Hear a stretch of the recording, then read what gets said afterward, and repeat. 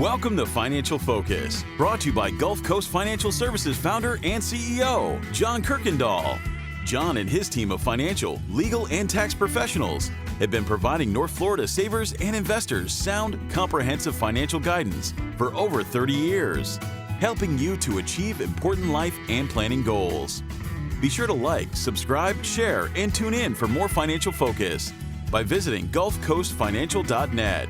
And welcome into the program. This is Financial Focus, brought to you by the best of the best in financial services, as named by the readers of the Lake City Reporter, 8 straight years, and running the team from GulfCoast Financial Services, celebrating 31 years, serving North Central Florida savers and investors and proactive planners. Founder and John Kuykendall here with us, as always, providing us guidance, information, and a down-to-earth, common-sense approach to our money. And John, we certainly appreciate that, because it seems like common sense is a little out the window in the world right now, in Wall Street, in Washington, and in the minds of some savers and investors, because we don't know what to make of it all.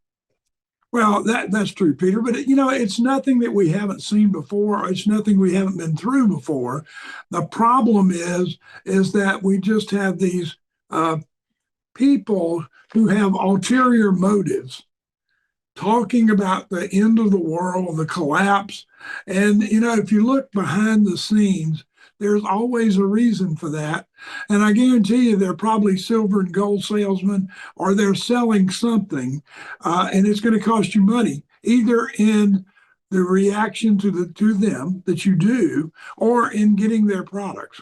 Yeah, I have no problem with the idea of silver and gold, John, but I think of the tens of millions of dollars that are spent advertising and marketing. And I always wonder to myself, well, where does that money come from? It obviously comes from the sales and the transactions. And if those that are selling it are so convinced that the dollar's going to collapse and gold's going to be the safe haven, then why in the world would they send me their gold and take my dollars?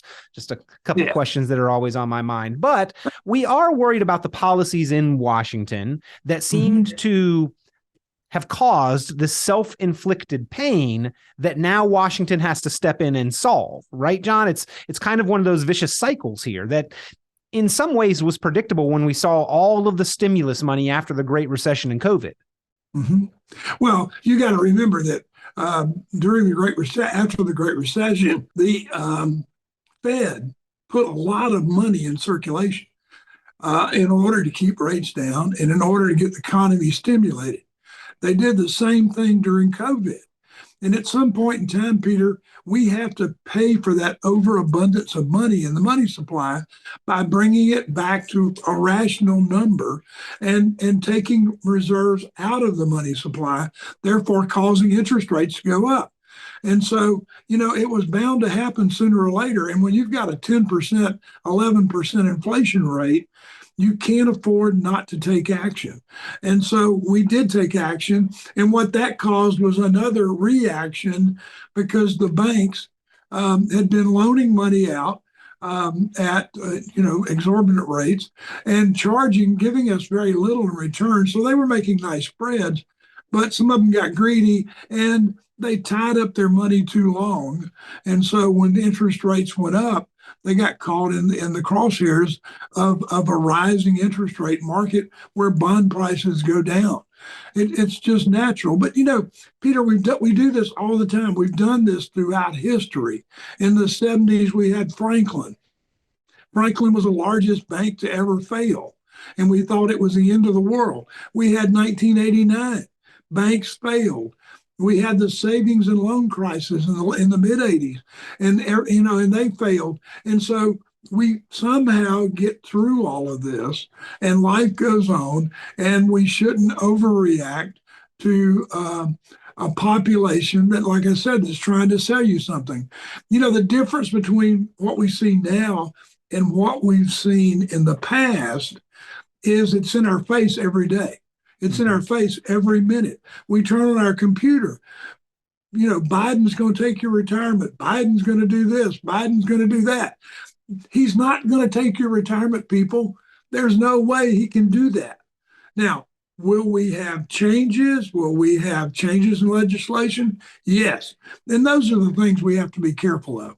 Well, we all as individuals, John, have been disciplined and hardworking enough to balance our budgets and save money for our retirement. And the close similarity and irony of the fact that our nation is $31.5 trillion in debt and counting, and there is approximately the same amount in yet to be taxed, tax deferred retirement accounts, I think does have some reasonable concern behind, how are we going to pay for it? Where is that money going to come from? Obviously, retirement accounts could be a potential target, but they don't have to just confiscate it. We could just incrementally raise taxes and essentially accomplish the same thing, right? Well, that's right. And in Biden's 2024 legislative budget, he's already said that he's proposing that we give out more money and we pay for it by taxing people over $400,000 and also imposing other taxes on certain things. So, the thing about it is when we say we're going to tax people over 400, somehow that goes down to the middle class, and we end up getting taxed also. Things change, and we've said on this show many times that there's only two things the government does, to save money. They can cut spending, or they can raise taxes. Now we've seen that the Democrats in office are not gonna cut spending. Biden's already trying to give more money away in 2024. So they have to raise taxes, Peter.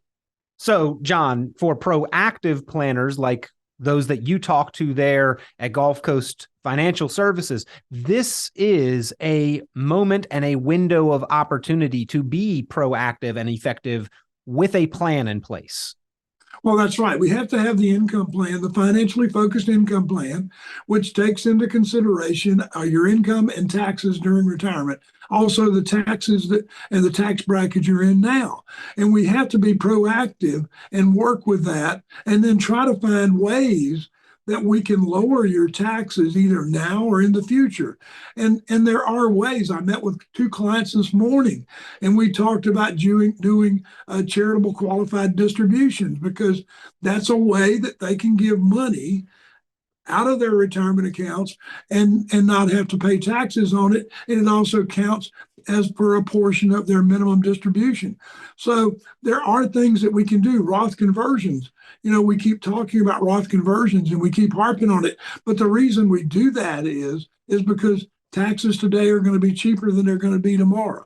We need to figure out a way to go ahead and do some things to make our taxes as low as they can be in the future. Taxes sunset in December of 2025. Trump's tax laws are gone. We go back to the old tax laws or the new ones that are going to be in place. And so, therefore, we need to do some planning now. We can't just sit back and say, well, I got $2,000 or $3,000 back this year, so I must be doing all right on my taxes, and I'm not going to worry about it. But in order to identify what strategies are going to work for us to be efficient and effective, we've got to understand which ones apply and which ones will be advantageous. And that really does take the qualified, trained, experienced eye, in many cases, John, of a professional advisor such as yourself and your team there at GulfCoast Financial Services to assist with. Well, Peter, all the surveys that we've looked at recently have shown that investors with advisors do better than investors on their own. So the average investor is going to do better with an advisor, because we're going to look at taxes. We're going to look at distribution. We're going to look at asset allocation. We're going to look at your income plan.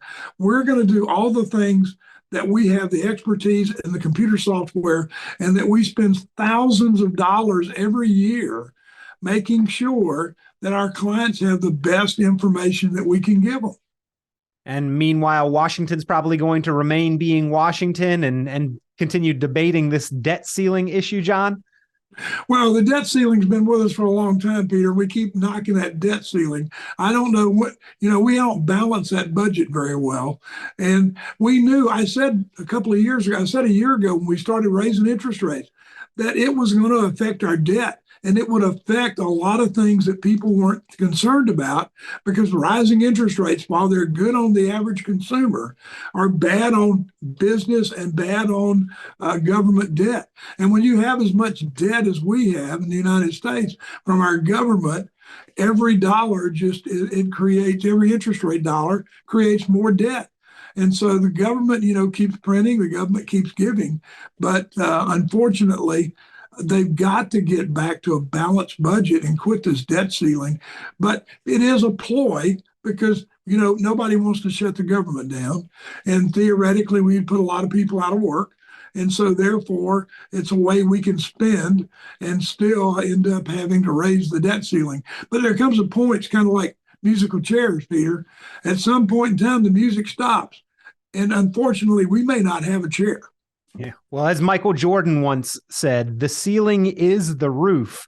And Congress is like, no, Michael, we'll just raise the roof in here. Right. Yeah. And that national debt clock just keeps ticking. I don't know whether you've looked at that thing, Peter, but it's astronomically amazing to me how fast that debt rises with that clock ticking those seconds away on all those trillions of dollars. And it's ticking even faster now because as interest rates go up, it has to tick faster. So is there reason to be concerned with things like the discussion of the solvency of Social Security and Medicare and Medicaid then, John, for planners? Well, I think that when planners are doing their job are probably, we've always said they're 77 cents on the dollar to pay Social Security. And if you're doing your planning and you're looking at 100 cents on the dollar for your income plan, you could be having trouble. So maybe we should look at 77 cents and then take that haircut now and see how it affects you. We can plan for it, Peter. I don't think it's going to happen. I think that the government's going to come in and figure out some way to shore up Social Security and Medicare. But, we can't keep giving things away. It's going to cost me. It's going to cost you. We're going to end up, I believe, with an indexed Social Security payment where we're going to be indexed for income. The more income you make, the smaller your Social Security check's going to be. Is it right? Well, I don't know. I mean, I'm okay with it because if that's what it takes to keep it solvent and keep the government going, I'm fine with that. But, I would like some fiscal responsibility by the government sooner or later. Yeah. And I think across the country, John, there are very reasonable concerns about Washington, about Wall Street, about the banking system. But we do need to plan proactively for our financial future and act as though tomorrow is going to come and the day after that, because that's what planning is all about. What happens on those days when they continue to come into the future, and how do we put ourselves in the best potential position possible? That's what you do there with that financially focused income plan is question the what ifs, but then look at the real plan for how tomorrow and all of the tomorrows thereafter are going to be prepared for.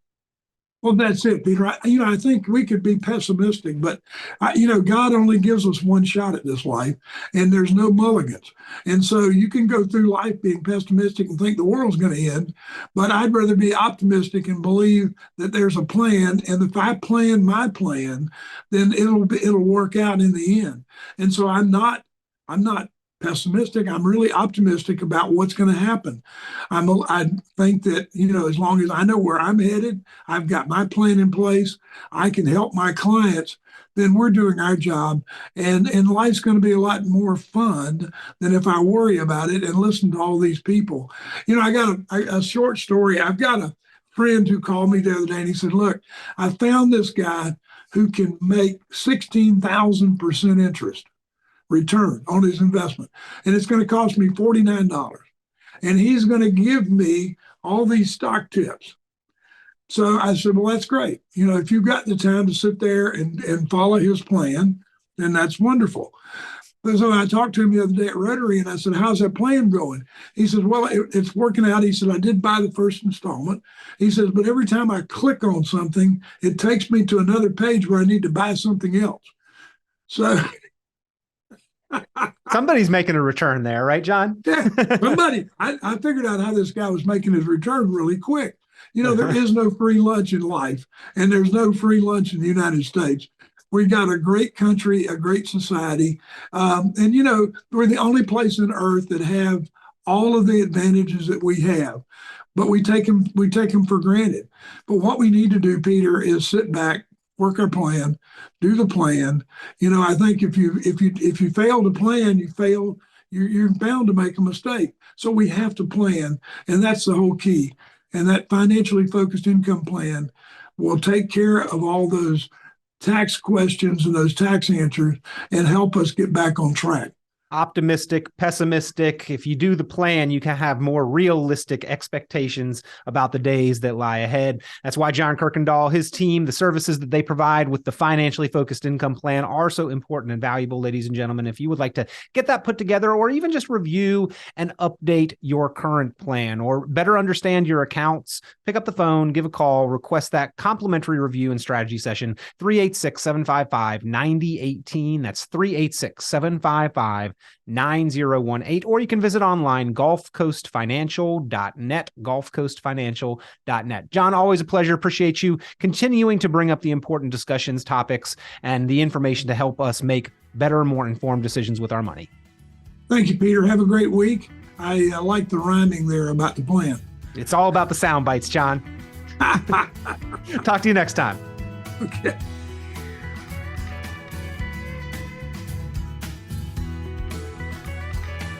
Be sure to like, subscribe, share, and tune in for more financial focus by visiting GulfCoastFinancial.net.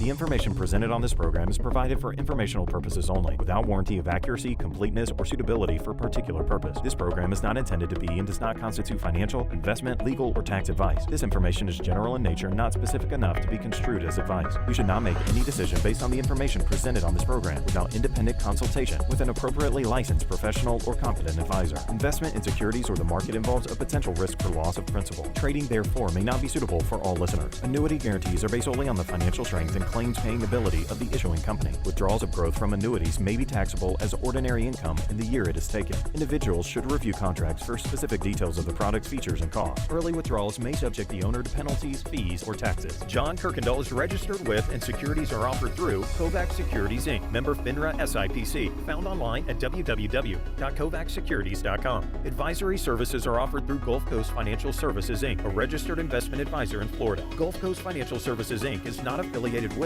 Kovac Securities Inc. or Kovac Advisors Inc. Past performance is not indicative of future results. All investing involves risk. Investment decisions should be based on your own goals, time horizon, and tolerance for risk. Due to various factors including changing market conditions and/or applicable laws, the content may no longer be reflective of current opinions or positions.